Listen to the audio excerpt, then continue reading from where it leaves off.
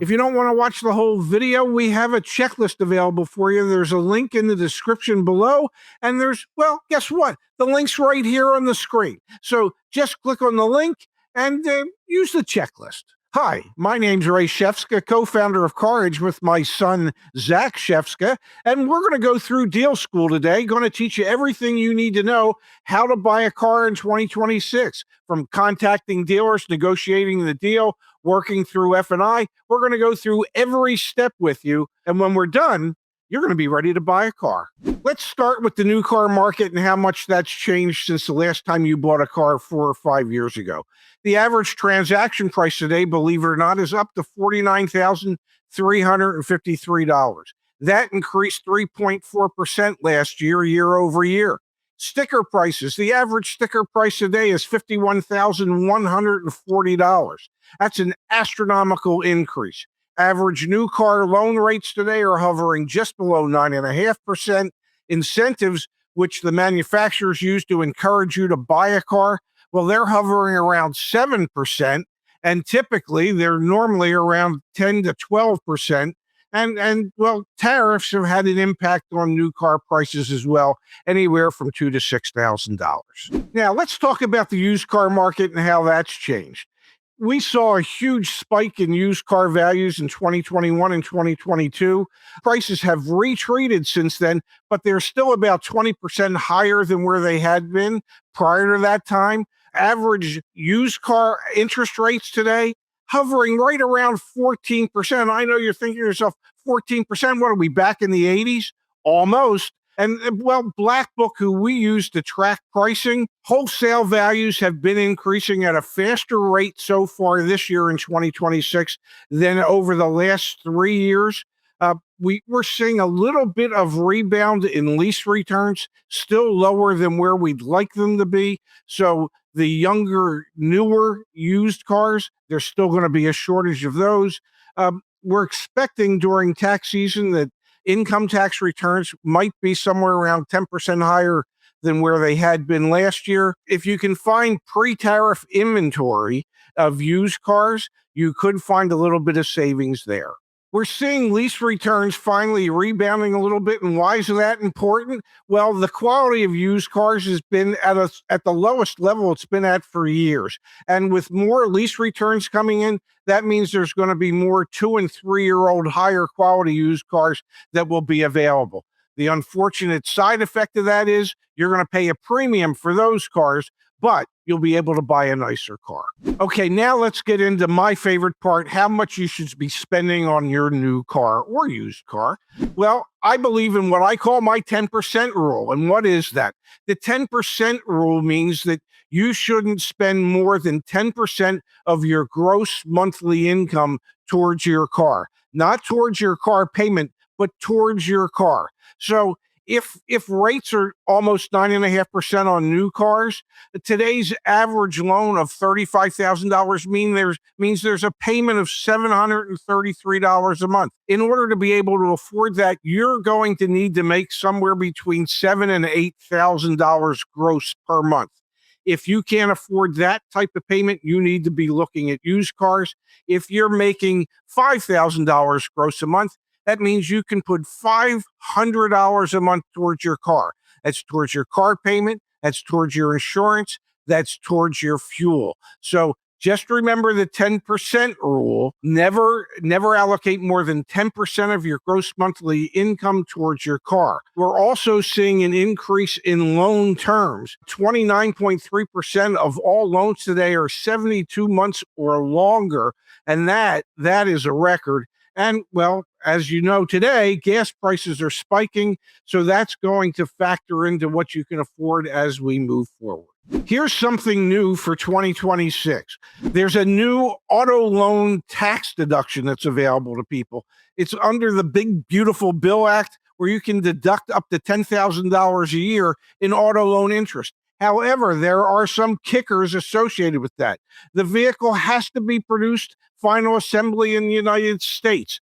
The savings phases out at income levels of $100,000 for a single person or $200,000 for joint filers. It's even available if you take the standard deduction. You don't have to itemize. You don't have to worry about that. The VIN number is the clue as to whether or not you can utilize the tax deduction for auto loan interest. If the VIN starts with a 1, 4, or a 5, that means the final assembly was in the United States and that vehicle will qualify. My suggestion, check with your tax preparer to make sure that you qualify and exactly how much you qualify for. Here's an important tip. You need to know your needs before you go shopping. There's a difference between needs and wants. If you just stick with what you need, you're going to find the prices to be lower. Wants tend to cost more than what we can normally afford.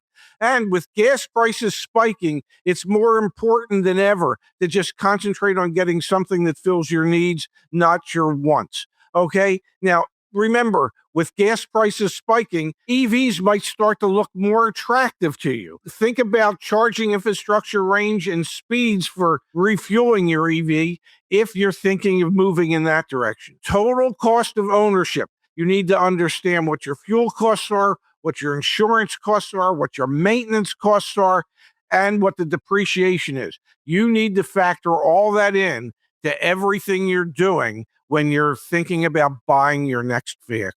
Now, how do you find that new car that you want to buy?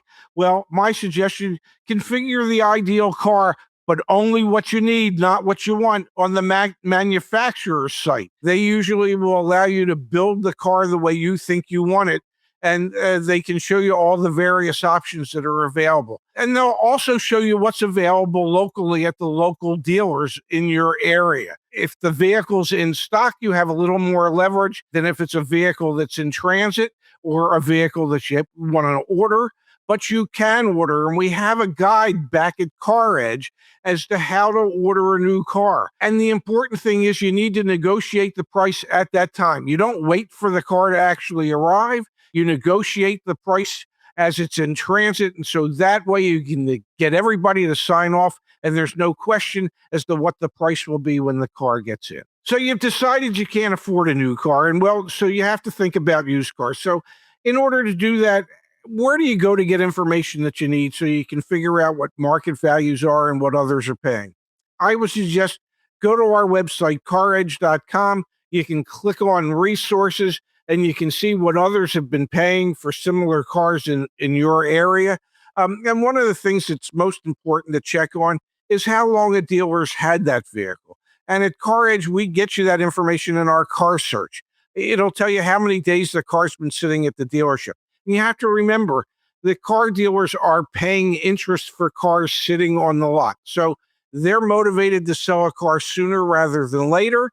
They don't want it to sit there past 60 days. So if it's approaching 60 days, you would know you would have a little more leverage.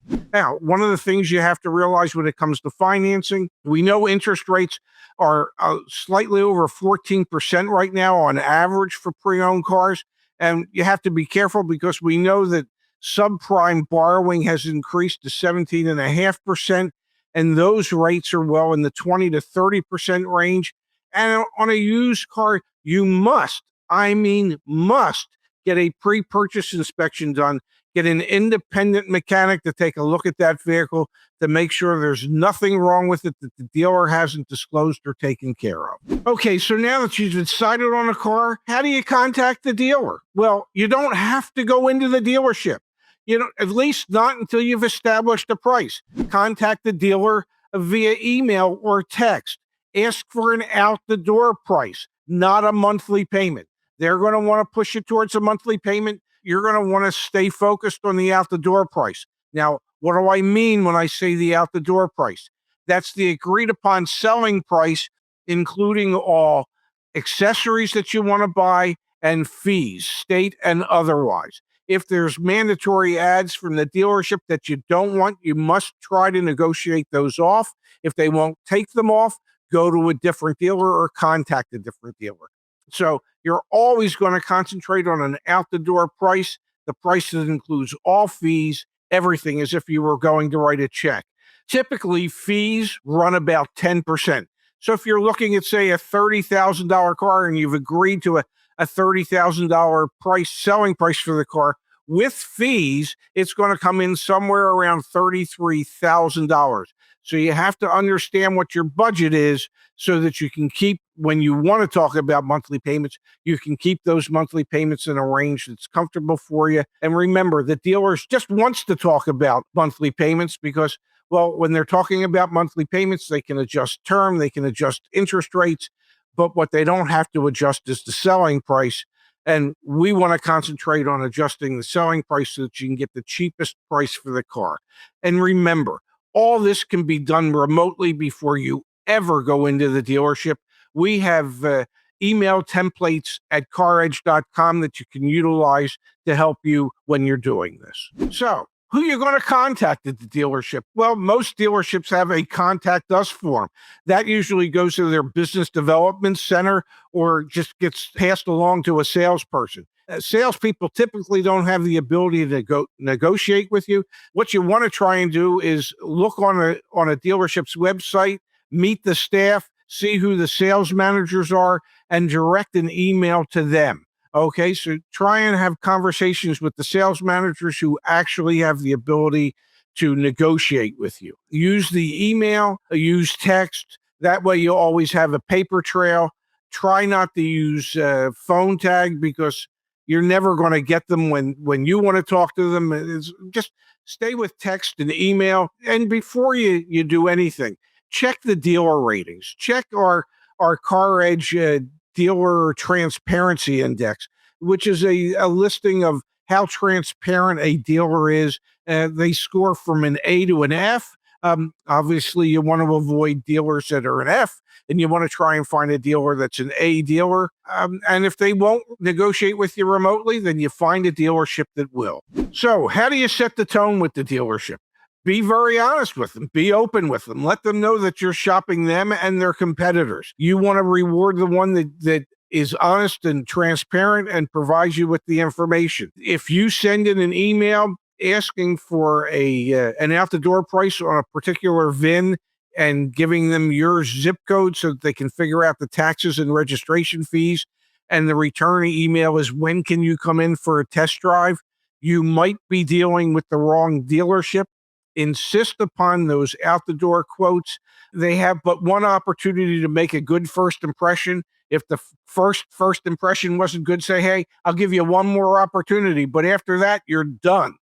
Okay. And you can't sell a car without a customer. So you need me more than I need you. I just need you to provide me with the information that I'm asking for so that I can make an informed decision. So remember, you always want to contact 3, 4, 5, 6 dealers if they all have the same car that you're looking for, and work them for that out the door number. Don't settle for anything less than that. Now, what are some of the negotiation fundamentals?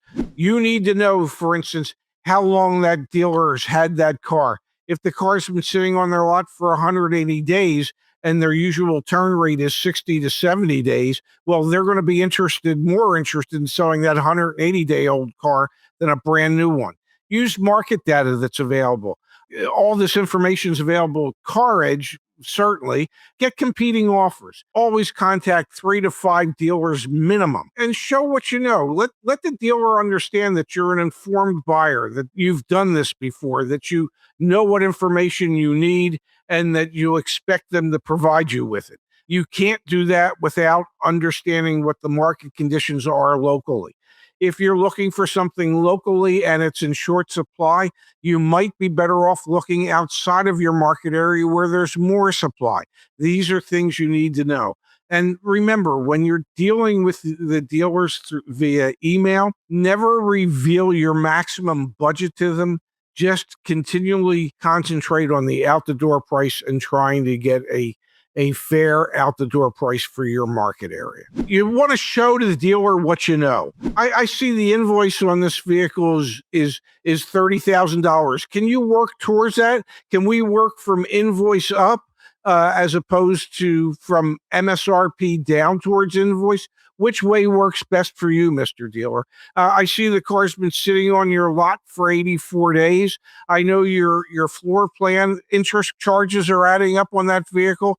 Would that make you guys a little more motivated to sell that vehicle, get it off your lot, Can you provide me with the least expensive out the door price for that? I have quotes from other dealers. I need you to, if I share those quotes, can you meet or, well, I would expect as my local dealer to beat that price. So will you beat the a competitor's price that might be a little bit out of the area?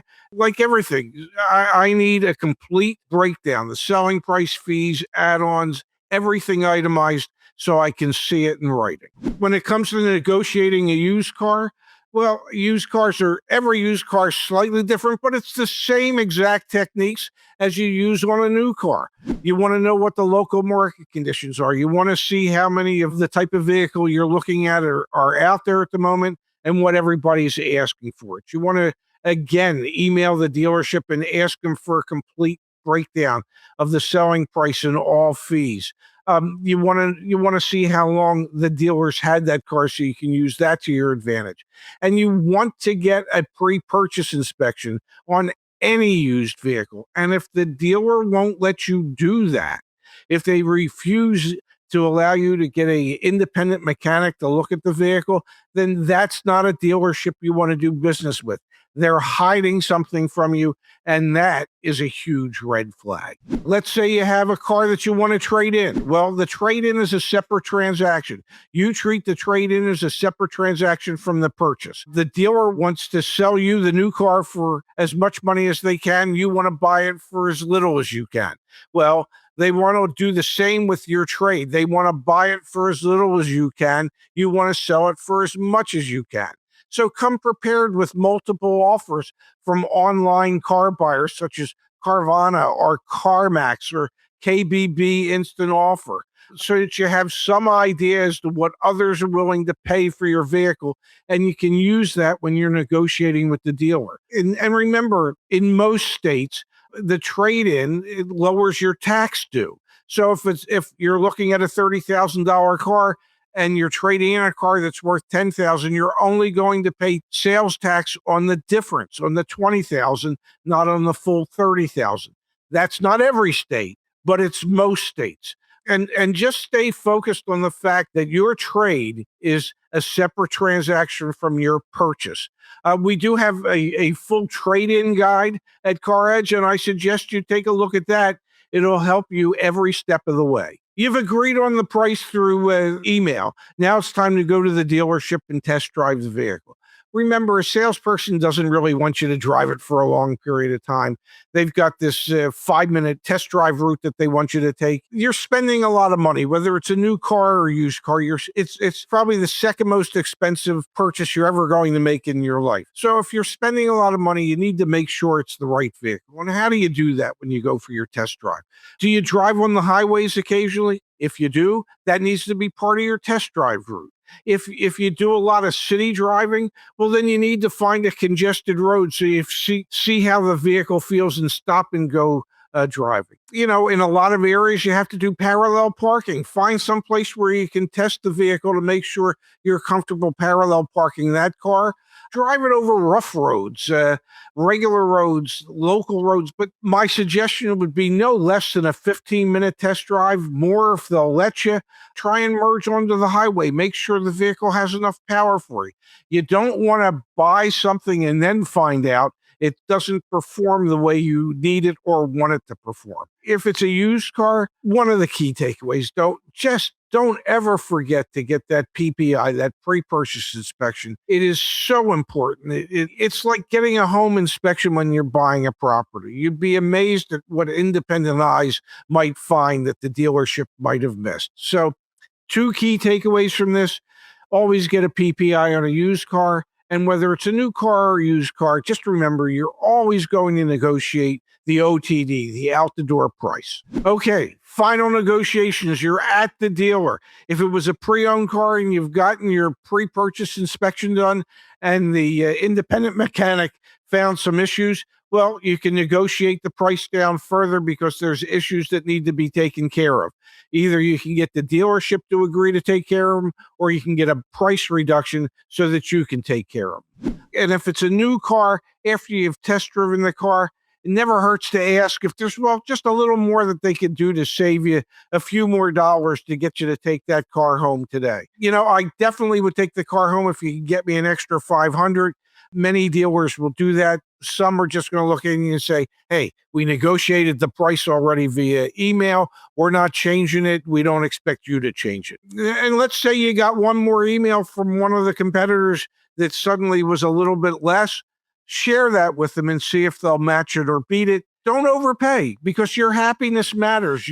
While you're there, if the numbers change or anything changes in a negative way, just remember to get up and walk away. You have all the power.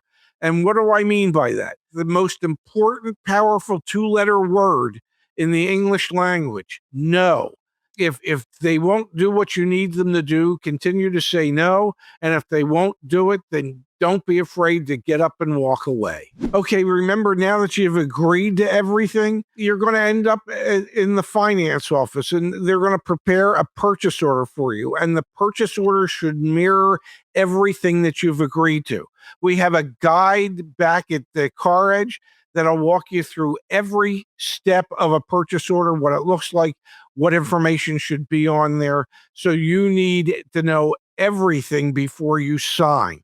And that purchase order should mirror exactly what it is that you and the sales manager and the salesperson agreed to. Okay, now you're in the finance office. So what does that mean? What goes on in the finance office? They're the ones that prepare all the documents for the transaction, all the state documents, all the dealership documents, and they arrange for a loan for you if indeed you need a loan. If you need a loan, they're going to ask for your credit application so they can submit that to the bank. Just remember, the finance manager ultimately is the one that closes the deal, because they're the ones that get all the signatures. Think of the finance office as round two of this heavyweight fight. And so we have a guide back at CarEdge that'll walk you through the glossary of terms in every step of the way in the finance office. Things to know: buy rate, sell rate for the interest rate on the loan. Because you have to remember,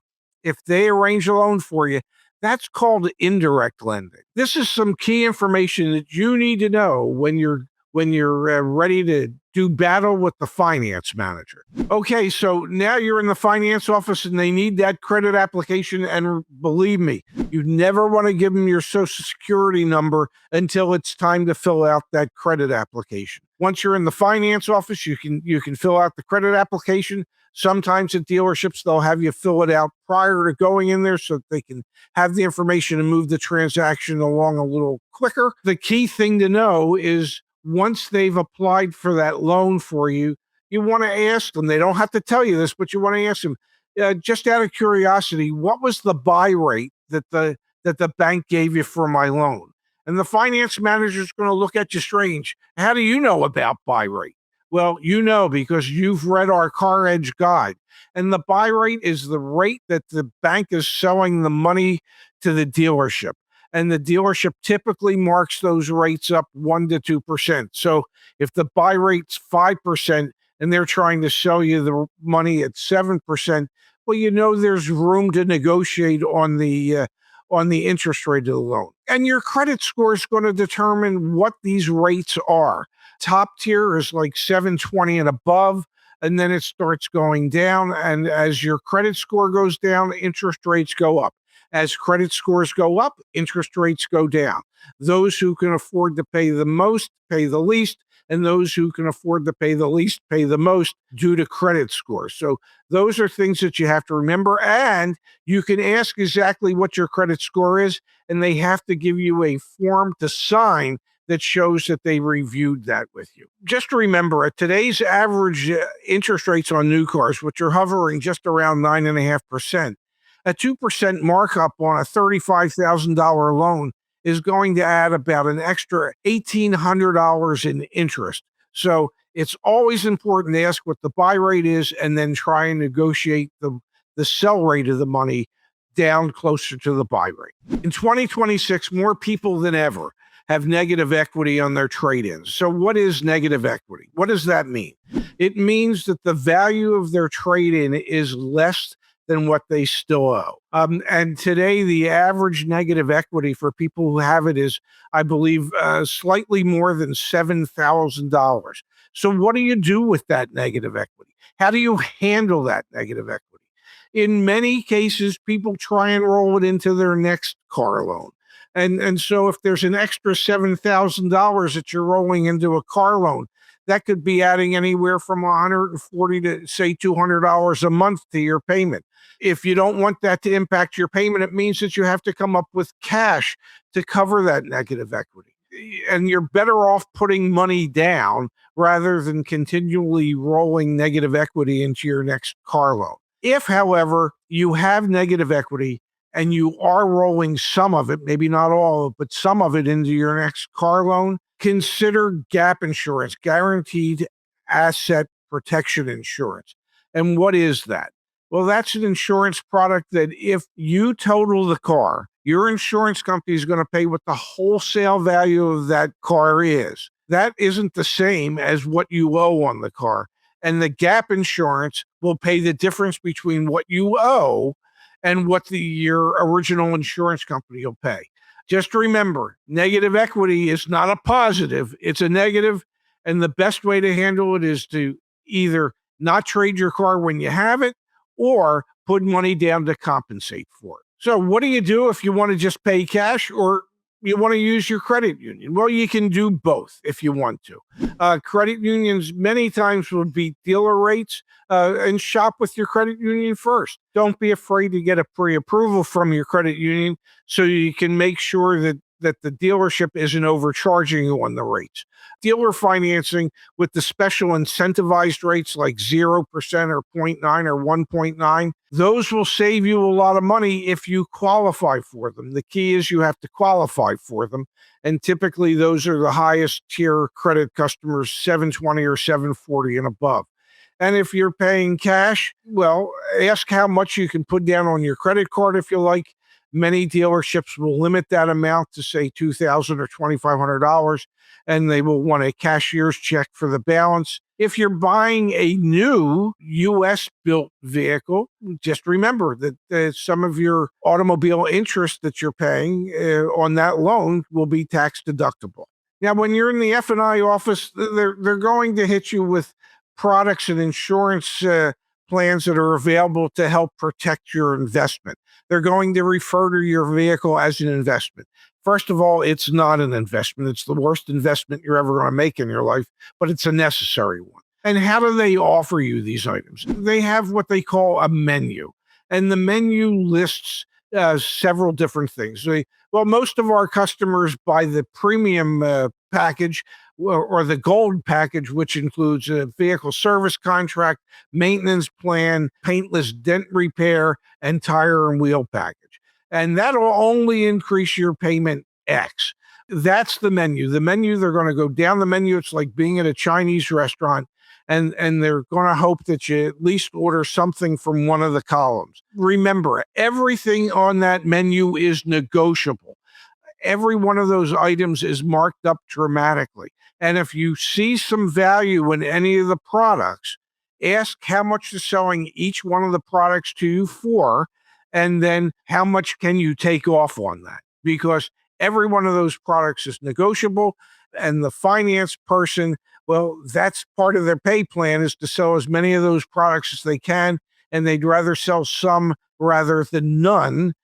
Because it will greatly enhance their pay plan if they sell it, even if they sell it for only slightly above cost. Okay, here's my 4 golden rules when it comes to buying your car. Do your market research. Know what's going on in your area and what the average prices are. Get the out-the-door price, the OTD. That's the price including all fees and everything as if you were writing a check. Remember, if something is taxable, it's negotiable. If there's a fee that's taxable, it's a dealer fee that's negotiable. And slow the process down. If you don't understand something, slow it down. Say, I don't quite understand this. Can we take a little more time to explain it to me so that I fully understand what it is you're asking me to do? And don't be afraid to say no. Hey, no, I can't continue until we slow this down and I understand. Hey, guess what? Lucky for you, there's a checklist available with all the stuff, and it's back at caredge.com/deal-school. Go there, print out the checklist, make sure you're ready to go when you hit the dealership.